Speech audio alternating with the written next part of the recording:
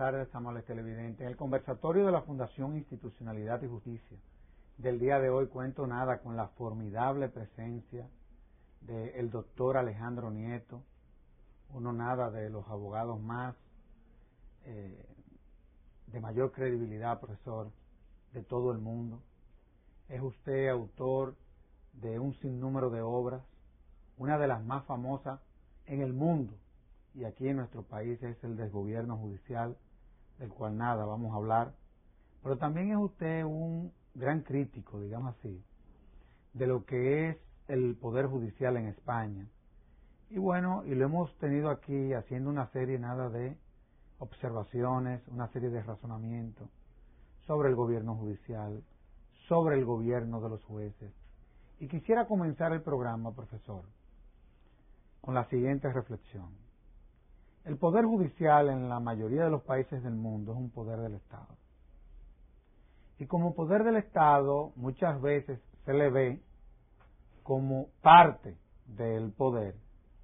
Y muchas veces cuando uno es parte del poder es muy difícil ser independiente. Prácticamente de lo que se trata es de que hay hasta quienes dicen que siendo tan difícil ser independiente como juez, el ideal sería que llegaran a ser imparcial. ¿De qué es de lo que se trata? ¿Cuándo real y efectivamente se puede hablar de que hay un poder judicial democrático? ¿Cuándo no? ¿Es el gobierno de los jueces un gobierno corporativo o es un gobierno democrático? La verdad es que todas estas cosas llevan a uno al centro de la reflexión, profesores.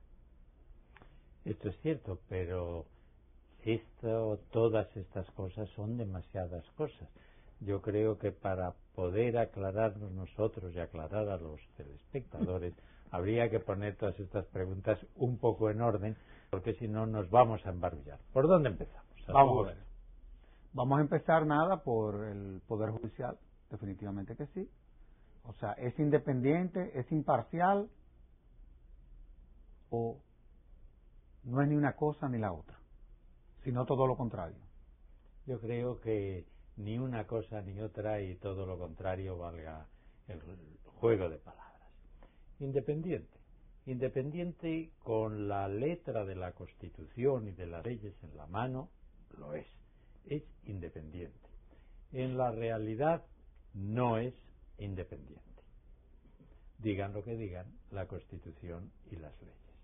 Pero dentro de esta lamentable falta de independencia hay a su vez que introducir algunas precisiones, porque no es lo mismo la postura del juez cuando está resolviendo un conflicto privado de poca trascendencia entre dos vecinos que discuten sobre la propiedad de un piso o de un árbol, que cuando se está discutiendo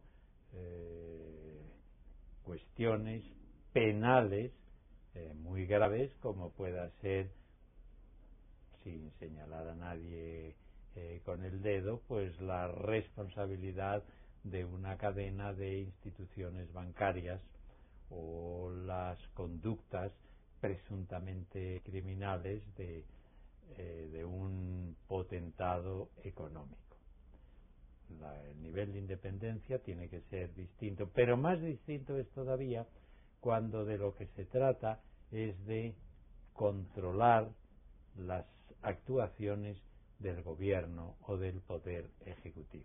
Es decir, un juez que puede actuar con total independencia cuando estamos en asuntos menudos, conflictos pequeños entre particulares o en juicios penales de escasa trascendencia, ya no es tan independiente o corre el riesgo de no ser tan independientes en los ejemplos que he puesto, cuando intervienen grandes personajes con peso social y político, por un lado, o cuando se está discutiendo e intentando controlar actos del gobierno o de un ministerio que parecen abusivos o ilegales.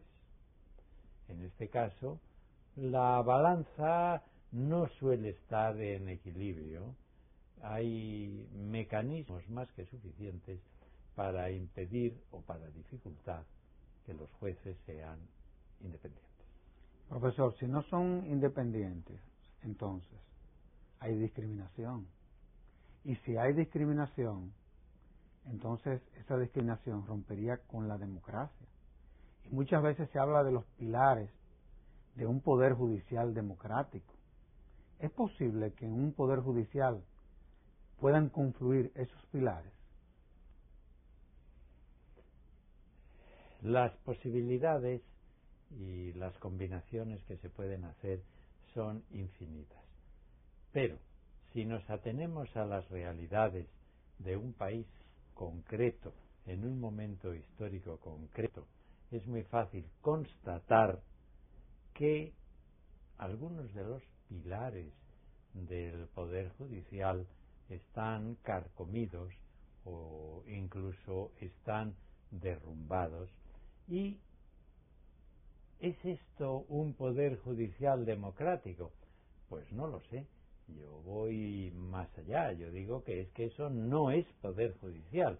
Eso es una organización atendida por jueces y magistrados, pero que no son un poder desde el momento en que no tienen fuerza ni independencia para oponerse a la voluntad de, entre comillas, los que mandan.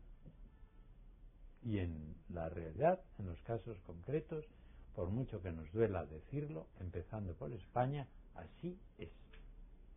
Cuando, por ejemplo, se dice que ¿qué es el Poder Judicial? ¿Qué es el gobierno judicial? ¿Y qué es el gobierno de los jueces? Bueno, si entramos en estas precisiones conceptuales, vayamos punto por punto. Poder Judicial. El Poder Judicial es una organización que tiene unas potestades tales como para poder encajarse directamente en la maquinaria del Estado. Se da por supuesto que el Estado, en la conocida imagen de que es una máquina, de que el Estado está compuesta por determinadas ruedas que se llaman poderes. El poder ejecutivo, el poder legislativo y el poder judicial. Este es el Poder Judicial. La rueda cuyos radios son los jueces y magistrados y el demás aparato, que hace funcionar directamente la máquina del Estado. Y es poder desde el momento en que es independiente del legislativo y del ejecutivo. De tal manera que no puede ir en contra, no puede girar en dirección contraria al ejecutivo, pero el legislativo, pero que desde luego puede frenar, o empleando una terminología tradicional, contrapesar, contrabalancear, frenar las otras ruedas cuando las otras ruedas se desmandan. Este es el poder ejecutivo. Luego estaba, a mí me había dicho, poder ejecutivo, poder judicial. El gobierno judicial. El gobierno judicial se refiere, en lo que yo entiendo, a lo siguiente. Los jueces, que es un conjunto amplísimo y complejo de órganos del Estado, tienen un funcionamiento obviamente distinto del resto de los funcionarios. De los funcionarios públicos, de los empleados públicos, como les queramos llamar. Y el gobierno judicial tiene importancia por lo siguiente. Porque nadie discute, y todos dan por supuesto, que los funcionarios, los empleados públicos, tienen que estar gobernados, mandados, empleando esta expresión directa, por los escalones superiores, en último término, por el gobierno y por el presidente del gobierno. Esto nadie lo discute. Están al servicio de su ministro y de su gobierno. En cambio, en nuestra cultura político-jurídica se niega el que los jueces estén sometidos al mismo régimen de subordinación y mando, sino que precisamente para que puedan mantener su independencia tienen que tener un gobierno propio. O sea, un empleado público no puede decir que es independiente, ni hace falta que lo sea. Un empleado público, un funcionario, tiene que hacer lo que le manden dentro de la ley, por supuesto, pero lo que le manden. En cambio, un juez ni puede ni debe hacer lo que le manden. Y entonces, si no hay nadie que mande, ¿cómo puede funcionar eso? ¿Cómo no disolverse en la anarquía? Pues creando un gobierno judicial que es distinto del gobierno o de la administración de los empleados públicos, algo que mantenga a los jueces dentro de un orden, pero que no afecte a su independencia. Y en su consecuencia, en los países modernos, se crea un gobierno judicial separado del gobierno del resto de los empleados públicos. Un gobierno judicial que va a servir para lo que ya he dicho 2 veces y me permito repetirlos, para ordenar a los jueces y magistrados, para protegerlos si son agredidos por el poder ejecutivo o por los ciudadanos, por la prensa, y además para vigilarlos con objeto de que no abusen. Y todo esto fuera de la escala jerárquica de la administración pública. Hay que decir, tiene que constituir un gobierno judicial en estas condiciones es dificilísimo. Claro. Hace falta una prudencia, un equilibrio, te protejo, te vigilo, te castigo, pero respeto tu independencia, las posibilidades de equivocarse, las posibilidades de excederse en la disciplina de los jueces y las posibilidades de quedarse corto en la disciplina, es decir, convertirles en seres irresponsables. El hacer todo esto es dificilísimo, pero en fin, nada hay perfecto, nada se puede hacer del todo bien. De lo que se trata es de montar en cada país y en cada momento un gobierno judicial que se aproxime lo más posible a este ideal. Y tercer concepto era el gobierno de los jueces. El gobierno de los jueces nos coloca en un terreno más que resbaladizo. Claro. En sustancia se trata de lo siguiente. Los jueces no están para gobernar a nadie. Segunda tarea, para reprimir por la vía penal a los delincuentes, a los incumplidores de las leyes. Tercera tarea o función, para controlar los excesos del poder. Ninguna de estas cosas es el gobierno de los jueces, porque, repito, no están para gobernar. ¿Y cuándo tiene lugar el gobierno de los jueces? Cuando los jueces se salen de su papel, rompen el equilibrio y se meten en lo que no es suyo, sino que se meten a gobernar. Y en vez de gobernar como tienen constitucionalmente que gobernar los políticos, los jueces usurpan las potestades de los políticos y les suplantan. Por poner un ejemplo elemental, un político, un órgano político me refiero, pues toma una decisión de construir una carretera por un lado, autorizar una urbanización por otro, autorizar la instalación de una industria. Esto lo hace porque tiene que hacerlo el gobierno, el poder ejecutivo.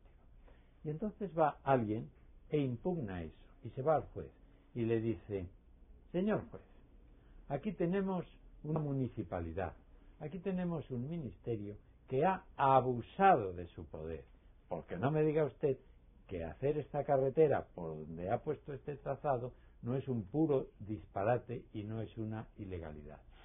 Y el papel del juez es decir: pues no tiene usted razón, esto es legal, le gustará a usted o no, pero es legal. O decir, efectivamente, esto es ilegal, esa industria no puede ser autorizada porque es contaminante, porque no cumple los requisitos, las miles causas legales que puede haber para prohibir una industria.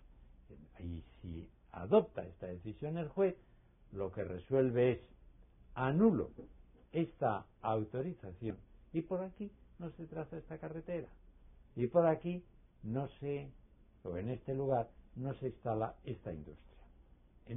Si obra así, no hay gobierno de los jueces.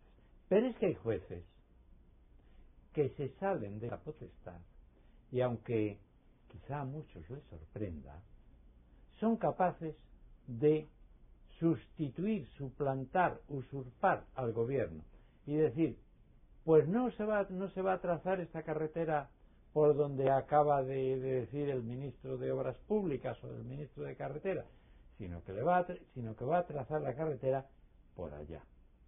O no va a autorizar, no se puede autorizar esta industria, pero aquí lo que se va a edificar es un restaurante. Pero usted está gobernando. Claro. Usted ha sacado los pies del plato, si vale esta expresión, y entonces está haciendo o realizando una figura inconstitucional, Claro. que es hacer lo que constitucionalmente no le corresponda. Usted, juez, juzgue y déjeme a mí gobernar. Y si lo hago mal, anúleme. Si lo hago ilegalmente, anúleme lo que hago, corrija mis abusos, pero por favor no se siente en mi silla. En ese sentido, el gobierno de los jueces pues es algo absolutamente reprochable, inadmisible. ¿Cuándo deja el gobierno de los jueces ser democrático y se convierte en corporativo? Vamos a ver, ¿cuándo se convierte en corporativo? Correcto. Se convierte en corporativo cuando los jueces, para poner en funcionamiento este gobierno judicial, del que hablaba hace un momento, es decir, esto de poner en orden a los jueces y de sancionarles y vigilarles y protegerles, cuando entonces se mueven exclusivamente por criterios propios de los jueces. Es decir, un gobierno judicial, ya sabemos que no corresponde al Poder Ejecutivo, sino que hay que hacer algo distinto. Y entonces se dice, algo distinto, pues muy bien, que sean los jueces los que se gobiernen a sí mismos. Hasta aquí muy bien. Pero que se gobiernen a sí mismos para garantizar su independencia y su parcialidad. Pero imaginemos que, como los jueces no van a gobernarse todos a sí mismos, sino que tiene que ser un puñado de jueces, imaginemos que este puñado de jueces implanta un gobierno judicial para poner en marcha su propia arbitrariedad, claro, la de ellos, o, lo más corriente todavía, para potenciar los intereses personales de los jueces. Es una tentación muy grande decir, puesto que nosotros somos dueños de nosotros mismos, vamos a imponer nuestros criterios, los de la cúpula del gobierno judicial, o vamos a realizar algo que interese a los jueces. Ejemplo elemental. Se está discutiendo si el horario judicial pues debe ser de 4 o de 14 horas al día. A los justiciables, los ciudadanos, dicen que el juez tiene que estar a su disposición, si no 14 horas al día, que menos que 8 o 10. Y porque los conflictos pueden surgir en cualquier hora del día y de la noche. Pero claro, los jueces dicen, hombre, estar en servicio permanente, nosotros no somos ni bomberos ni policías, nosotros tenemos nuestro horario. Y entonces se acude al gobierno judicial, y el gobierno judicial, si responde a intereses ciudadanos, dice, ¿cómo 8 horas? 14 o las 24, deje usted su teléfono abierto para que podamos acudir de día y de noche. Si atiende a intereses ciudadanos, pero si atiende a intereses corporativos, dice 8 horas, 4 y 4 días a la semana, que somos seres humanos y nos fatigamos mucho. Ejemplo de intereses corporativos, y nada, digamos, de los intereses corporativos a la hora de fijar el sueldo. ¿Qué debe cobrar? ¿Qué debe cobrar un juez? Si lo dice el legislativo, pues no será generoso, digo yo. En cambio, si se les dice a los jueces, como en algunos países sucede, ustedes mismos márquense el sueldo, pues los jueces se frotan las manos y dicen, los empleados públicos ganan 100, pero nosotros, que tenemos la llave de la caja, que nos han dado la llave de la caja, pues nos ponemos 400 porque somos más guapos que los demás empleados públicos. Aquí tenemos ejemplos caricaturescos, pero reales, de gobierno corporativo. Gobierno en beneficio de los que están gobernando y no gobierno en beneficio de la comunidad, de la sociedad, del pueblo o de la expresión que queramos. Profesor, entonces, ¿cuáles serían las competencias personales necesarias del juez? Bueno, este es un tema muy bonito y sobre esto se han escrito desde los romanos acá libros gordísimos sobre las cualidades del juez, que el juez tiene que ser listo, que tiene que ser bueno, que tiene que ser honrado, que tiene que ser trabajador, etcétera, etcétera. El juez como, en fin, la encarnación de todas las maravillas humanas. Bien. En un plano mucho más realista, las condiciones imprescindibles del juez son: primera, tener un nivel técnico suficiente. Y esto es algo que se puede saber de antemano. Es decir, hay pruebas y mecanismos para seleccionar jueces investigando sobre lo que saben. Pero esto no basta con saber. Hace falta el celo profesional. Claro. Pero claro, el celo profesional no se sabe de antemano. O sea, yo puedo demostrar ante un tribunal que soy el sabio del derecho, pero ¿cómo demuestro yo que soy un trabajador? Claro. El tribunal, quien me están juzgando, pues ven por cómo yo hablo, lo que he escrito, mi pasado, mis notas en la universidad, saben más o menos si soy listo o tonto. Pero si soy trabajador o vago, no lo pueden saber. Y usted está dispuesto a trabajar. Como ustedes me nombren juez de día y de noche, yo tendré siempre la puerta abierta. Y luego, una vez que tengo el título en la mano, tengo el nombramiento en la mano, pues me echo a dormir o me voy a dar conferencias al extranjero. Ya, eso no se puede saber de antemano. Y esto crea muchos problemas. ¿Qué hacemos con un juez al que hemos aprobado, al que hemos admitido, y resulta que es un perezoso? Tercera condición, tiene que ser honrado. Le preguntan, ¿y usted es honrado? A carta cabal, pase. Pero una vez que estoy dentro y puedo prevaricar, admitir cohechos o exigir cohechos a tanto por sentencia favorable, esto no me lo han podido leer en los ojos cuando me hicieron las pruebas. ¿Y qué hacen conmigo? Cuarto requisito, tengo que ser independiente. Ya, cuando me hacen las pruebas para admitirme, pues me dicen, ¿y usted políticamente? Yo, políticamente, lo único que puedo decir es que soy demócrata.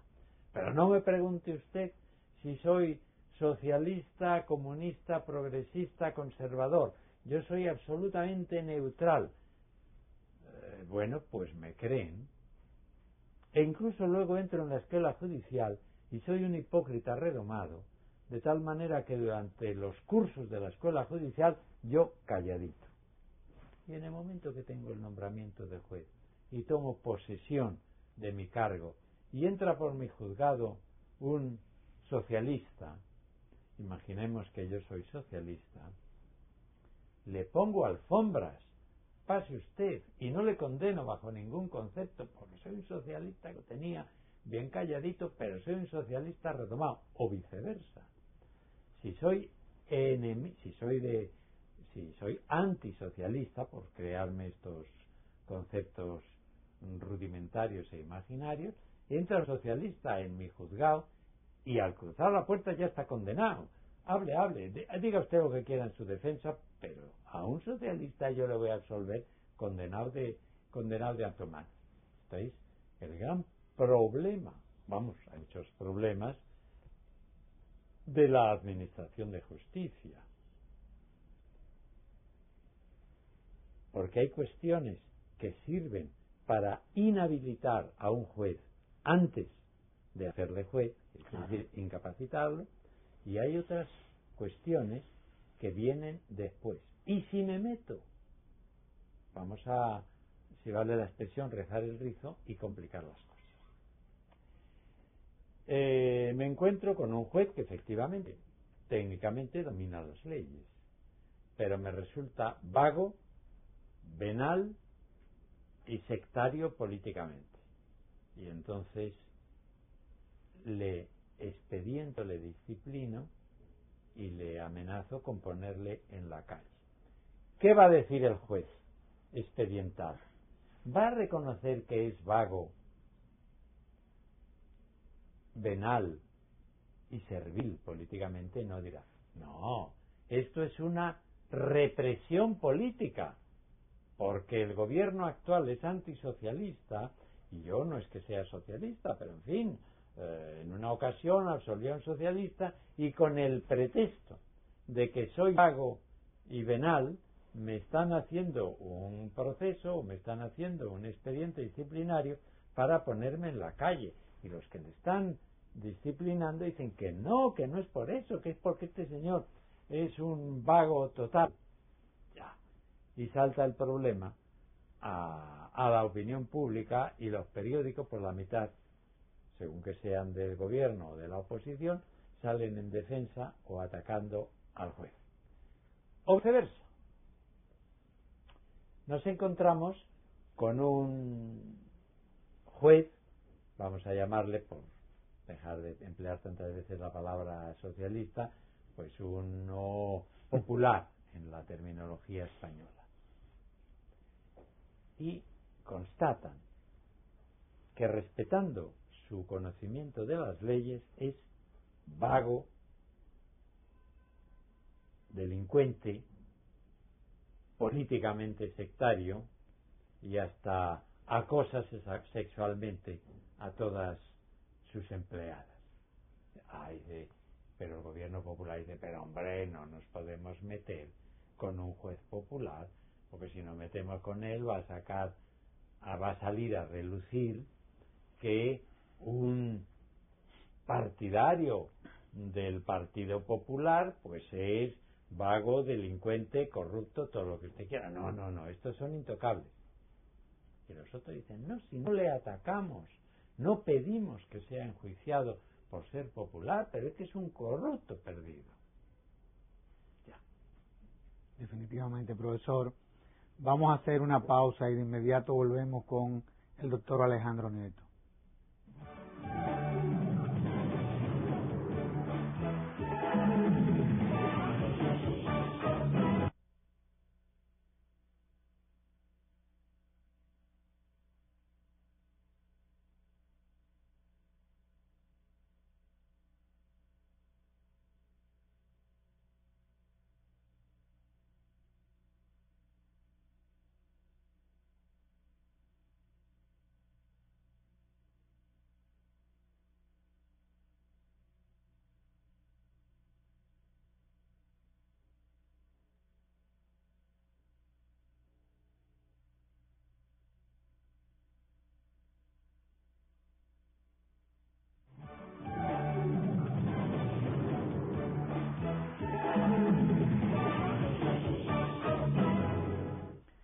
Profesor, usted es un filósofo del derecho, un pensador jurídico. ¿Eso es una ofensa o un piropo?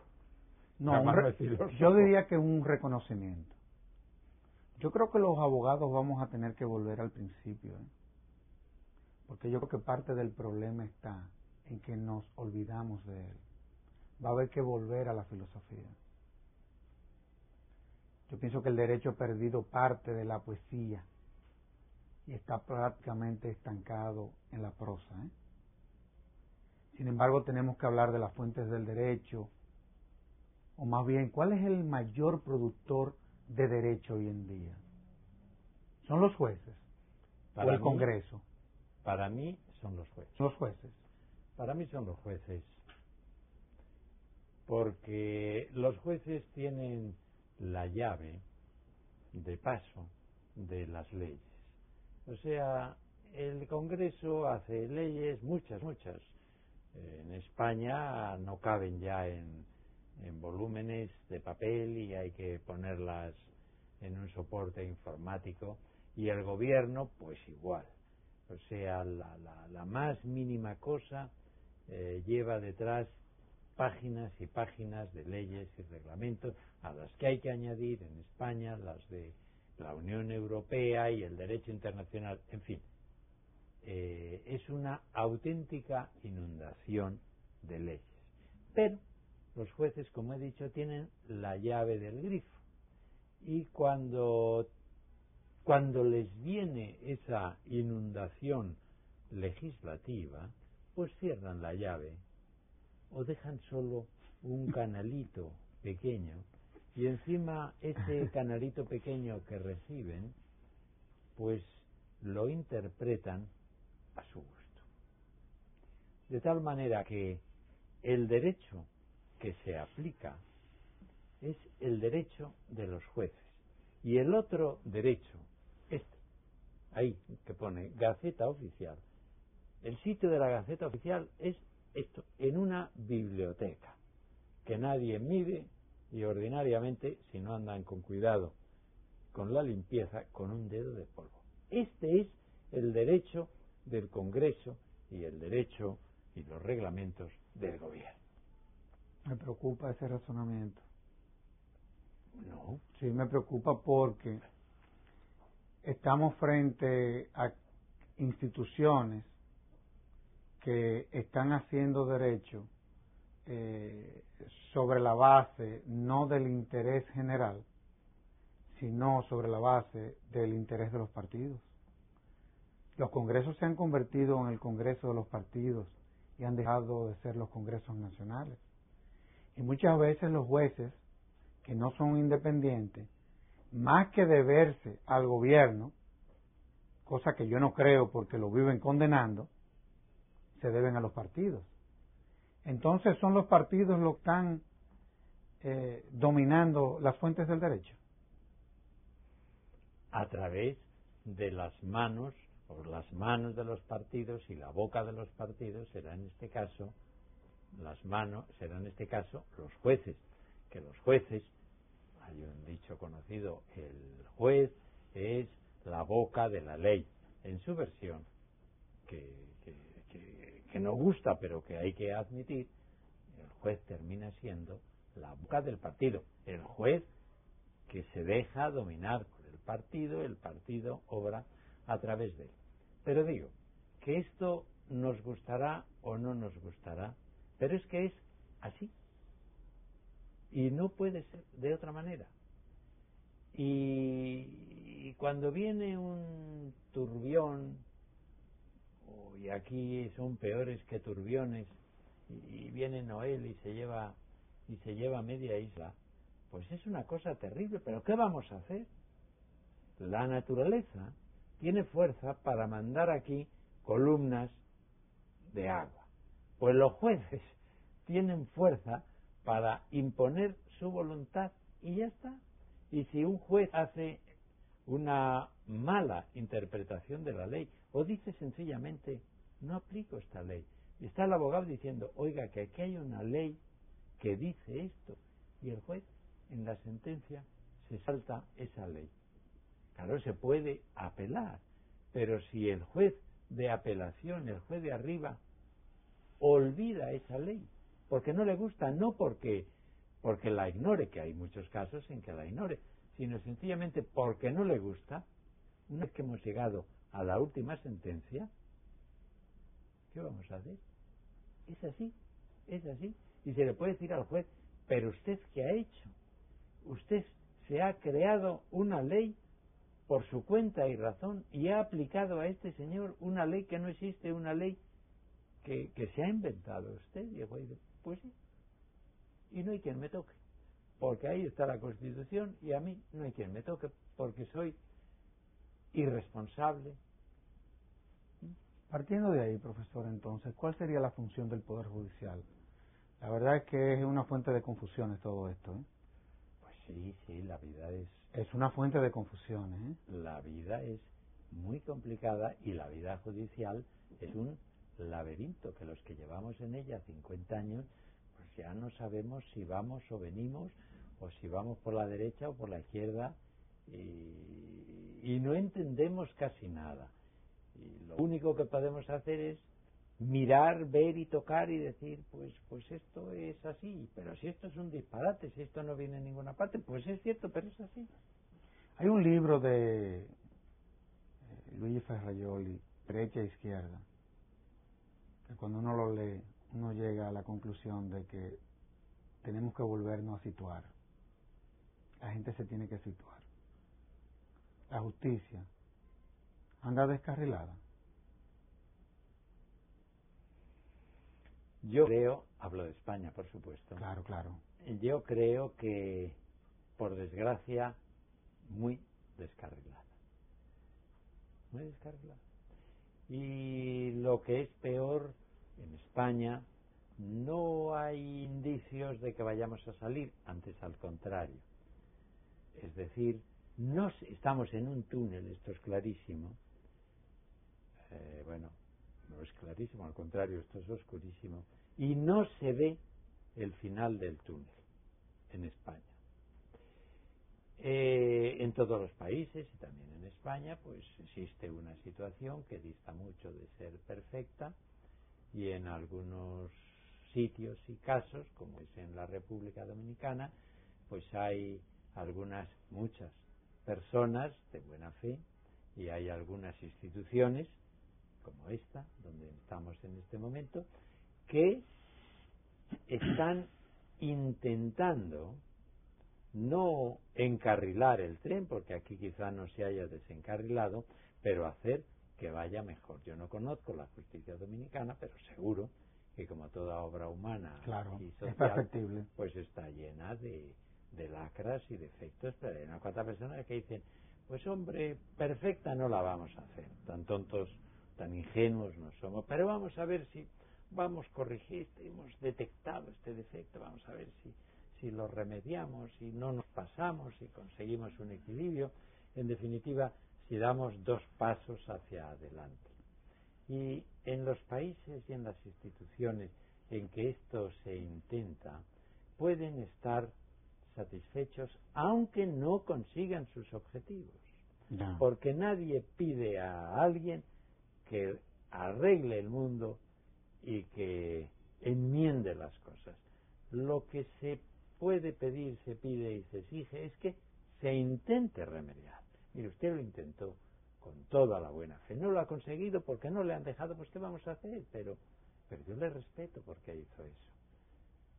Lo peor que puede suceder es que no haya nadie que, de veras, intente remediar los defectos y que se contenten, como sucede en España, que también hay cosas buenas y muchas, por supuesto. Definitivamente que sí, claro. Pero en este caso no. Personas que se limitan a hablar, a verbalizar, a hacer retórica con promesas que no tienen la más mínima intención de cumplir. Con personas, partidos y gobiernos que dicen, España está oficialmente reconocido en la documentación oficial, está perfectamente reconocido que la situación es un desastre. Dice, no, pero lo vamos a arreglar y vamos a sacar una ley que nada tiene que ver con lo que está sucediendo, y una ley que en el mejor de los supuestos no va a arreglar nada. Dice, no, pero mire, vamos a ver, ¿de veras quiere usted arreglar esto? Pues mire, si quiere arreglar esto, tiene que ir por este camino. No me empapele con leyes y con discursos oficiales, porque la justicia, ni nada, se enmienda con papeles y con discursos oficiales. Por favor, hagan algo. Profesor, hemos estado hablando sobre el Poder Judicial, los órganos judiciales, los órganos de gobierno, el gobierno de los jueces, pero la justicia es un sistema en donde confluyen varios actores: el Ministerio Público, la Defensa Pública, los abogados. Y la verdad es que cuando hablamos de los abogados, muchas veces eso debe de llevarnos a una gran reflexión. El abogado es el único profesional que maneja y administra tres de los aspectos por los cuales un hombre es capaz de dar su vida. Administramos el patrimonio, el honor y la libertad de los hombres. Así como nos encontramos muchas veces con jueces deficientes y con estructuras que no funcionan, la verdad también es que debe de llevarnos al centro de la reflexión la calidad con la que están saliendo nuestros abogados de la universidad. ¿Qué se podría hacer en ese sentido? Porque la verdad es que, por ejemplo, en la República Dominicana nos encontramos con que hay alrededor de 28 escuelas de derecho, en donde hay alrededor de 50.000 abogados. Pero en las universidades, estudiando derecho, tenemos cerca de 30.000. Probablemente la República Dominicana sea el país del mundo que más abogados tenga por cada 100.000 habitantes.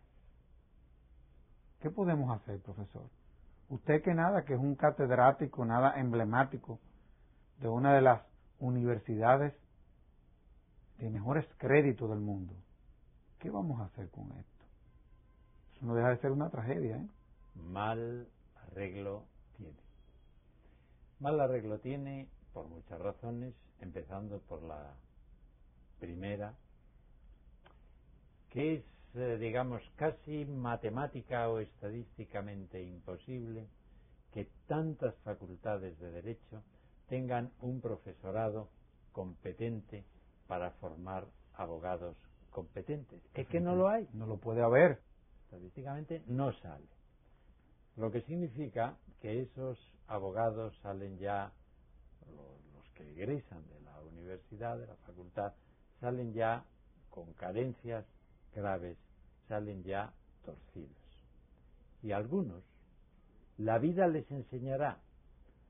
Probablemente la vida les enseñe mejor que en la facultad, pero hay otros que en la vida no les enseña y constituyen una carga. Y a la hora de administrar esos tres valores que usted decía hace un momento, mal administran. Y en lugar de defender el patrimonio, la libertad de sus clientes, pues les destrozan, les dejan perder, no les defienden.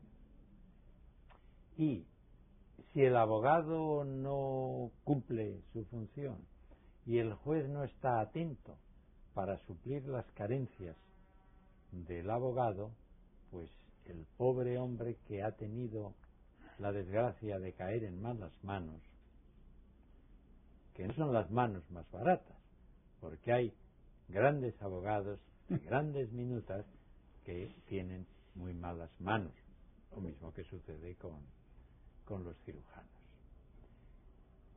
Claro, el abogado yo casi no le puedo valorar o enjuiciar separadamente del juez. Definitivamente que no. Porque les guste o no les guste, son colaboradores. Claro, claro. Y si algo hacen bien es porque el juez empuja por un lado y el buen juez empuja por un lado y el buen abogado empuja por el otro. Claro.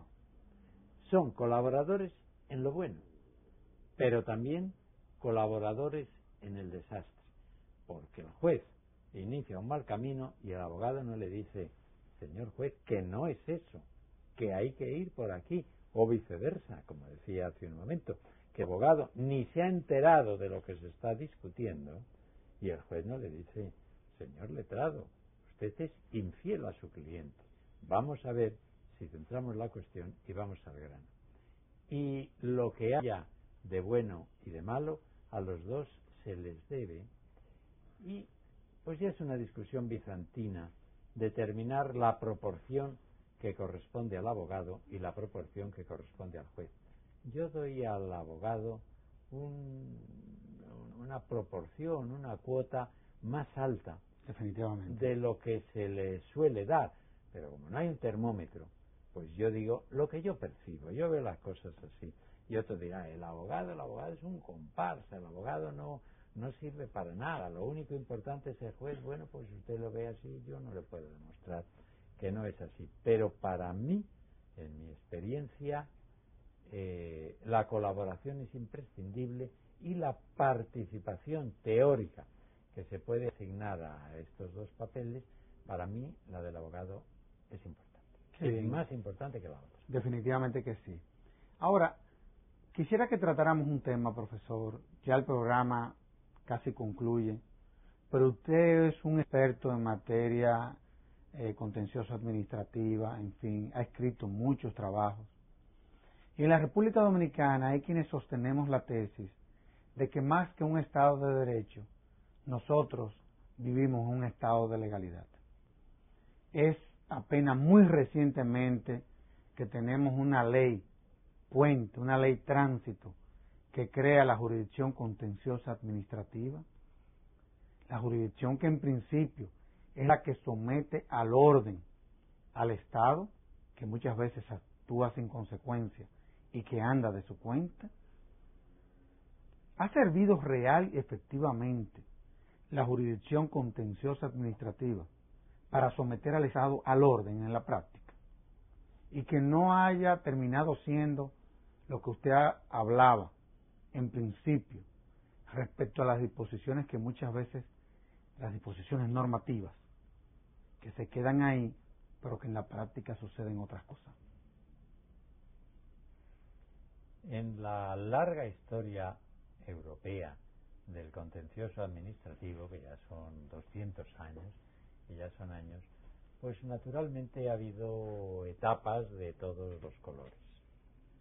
En general se admite que el contencioso administrativo ha supuesto un gran paso en lo que se da ahora en llamar Estado de Derecho, en la sujeción del poder público, del Estado, de la administración pública al derecho. Sí, así se reconoce, pero claro, había que introducir muchas matizaciones. Si no estuviéramos en un programa de televisión, sino en una clase universitaria, tuviera yo por delante 2 horas, claro, pues podía desarrollar mi tesis. Solamente le queda 1 minuto. Pues fíjese, de vida o de programa. Yo sostengo la tesis, que no voy ahora a razonar, de que el contencioso administrativo supuso un paso hacia atrás en la historia del continente europeo. Pero eso vamos a dejarlo. Por ir a lo concreto, y aunque sea en términos un poco desorbitados y hasta caricaturescos, el contencioso administrativo en España ha funcionado entre bien y muy bien en los casos pequeños y medianos, y entre mal y muy mal en los casos grandes. ¿Por qué? Porque en los casos grandes el Estado llamaba a los jueces y decía, ojo que el que os paga soy yo, de modo que no me vengáis ahora haciéndome pagar y condenándome, porque si me quedo sin dinero, naturalmente es una broma, si me quedo sin dinero no cobráis vosotros. Esto hasta hace un poco de tiempo. Ahora ya ni eso, porque se ha colapsado el sistema y ni en lo pequeño ni en lo grande. Se ha parado la máquina, se ha descarrilado. Profesor, para nosotros como Fundación de Institucionalidad de Justicia, nos sentimos sumamente orgullosos de haber contado con su participación en este conversatorio, así que le agradezco. Dicen que una de las palabras más nobles del idioma español es la palabra gracias. Yo quiero hacer honor a ella y quiero darle las gracias a usted. En el caso mío, yo he vivido más gracias a ella que a cualquier otra. Así que gracias en nombre de la Fundación Institucional de Justicia. Pues yo me he sentido y me siento muy honrado por esta invitación. Gracias, profesor. Y a ustedes, amables televidentes, les decimos hasta el próximo domingo, en donde estaremos en un nuevo conversatorio de la Fundación Institucionalidad y Justicia. Hasta entonces.